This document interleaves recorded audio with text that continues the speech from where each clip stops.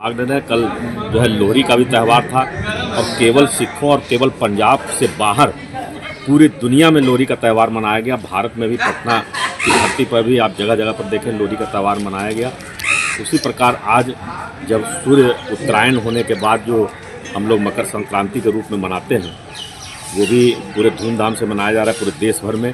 और भारतीय जनता पार्टी के प्रदेश कार्यालय में भी जो ये आयोजन किया था किसान मोर्चा के द्वारा, लेकिन इसमें समस्त कार्यकर्ता सभी जो है प्रकोष्ठों के जितना हमारे कार्यकर्ता बंधु थे, जितने मंच मोर्चा के अध्यक्ष से लेकर जितने भी सभी पार्टियों के कार्यकर्ता इसमें बढ़ चढ़ के उन्होंने भाग लिया। और दिन भर का ये 10 बजे से गीत संगीत का भी यहाँ कार्यक्रम चल रहा था। भोजन भारी पैमाने पर जो है खुशियाँ बांटी गई लोगों के बीच में। और वही अभी आप देख रहे थे। और मोदी जी कुछ नहीं बोल रहे थे तो विपक्ष हल्ला कर रही थी, इसको लेके क्या कहेंगे? देखिए, मोदी जी का जो भी कार्यक्रम है वो ज़मीन पर काम करते हैं, इसलिए ट्रंप के हवाई पॉलिसी से भारत पे उसका कोई प्रभाव पड़ने वाला नहीं है। जितना भी भारत के ऊपर प्रतिबंध लगा रहे हैं, टैरिफ बढ़ा रहे हैं, हमारी अर्थव्यवस्था और मजबूत हो रही है और लोगों का झुकाव जो है घरेलू प्रोडक्ट के इस्तेमाल पर ज़्यादा बढ़ता जा रहा है। क्योंकि जिस तरह से विदेशी शक्तियाँ अगर भारत को परेशान करना चाहेंगी तो भारत की जनता आज के डेट में काफ़ी मजबूत है सबका जवाब देने के लिए। लेकिन विपक्ष तो ऐसे खुश हो रही थी, लग रहा कि उनको बहुत फायदा मिलने वाला है। विपक्ष के पास अब कोई मुद्दा बचा है क्या? मोदी जी ने मुद्दा कहाँ छोड़ा है लोगों के लिए? कोई खामी आप निकालेंगे, जनता के पास जाएंगे, उसके बारे में लोगों को समझाएंगे तभी तो। जनता तो समझ रही है कि सरकार क्या काम कर रही है। तो पीछे की सरकारों का और अभी का जो तुलनात्मक अध्ययन वो कर रहे हैं, यही कारण है कि बार बार मोदी जी को वोट पड़ रहा है ना। तो मोदी जी हर मामले में सक्रिय होकर जो अपनी भूमिका निभा रहे हैं, देश की कुछ समस्त समस्याओं से वो अवगत है।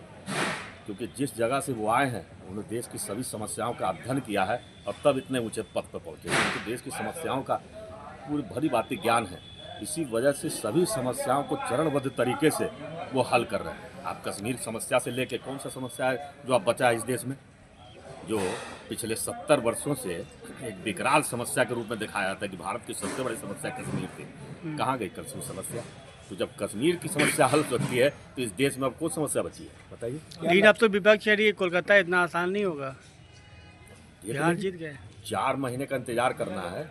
वहाँ पर जिस तरह की निरंकुश शासन जो है प्रशासन काम कर रही है और जिस तरह से इतना बड़ा वर्ग हिंदू समाज के ऊपर जितना अत्याचार हुआ है पिछले 10 वर्षों में वहाँ पर, तो बदला लेने के लिए वहाँ की आम आवाम खड़ी है।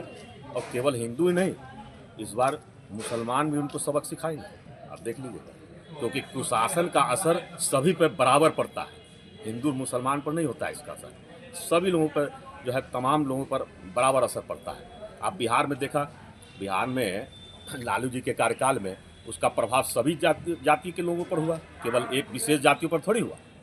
नुकसान सभी को होता है, इसलिए जात पात से अब जो है बिहार की जनता ने पीछा छोड़ाया, तब बिहार का विकास हो रहा है। आज बिहार में चारों विकास कब कर रहा है? जब जाति उन्माद और जातीय जो है सोच से बाहर निकली बिहार की जनता। देखिए, पूर्ण बहुमत की सरकार बन रही है, काम करने वाली सरकार को वोट देना। कांग्रेस ने तो अब मनरेगा के खिलाफ भी मोर्चा खोल दिया है, अभियान पे निकले हुए हैं, मनरेगा बचाओ। मनरेगा से कांग्रेस को नफरत नहीं है, उनको राम जी से शुरू से नफरत था।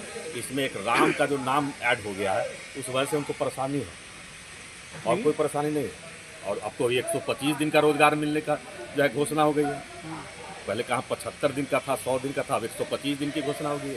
125 दिन के रोजगार की गारंटी अब हो गई, तो अब क्यों परेशानी हो रही है? यानी नाम बदलने से दिक्कत उनको हो रहा है। नाम तो मिल, इसमें राम जी का नाम जुड़ गया ना, इस वजह से परेशानी। राम सिंह को शुरू से परेशानी रही है, यही कारण है कि राम मंदिर बनने में भी देर हुआ। किसी न किसी तरीके से क्योंकि राम का नाम आ गया जी, राम जी, इससे उनको कांग्रेस पार्टी को परेशानी होगी। राम जी से दिक्कत। हाँ, तो राम से उनको शुरू से नफरत था और देश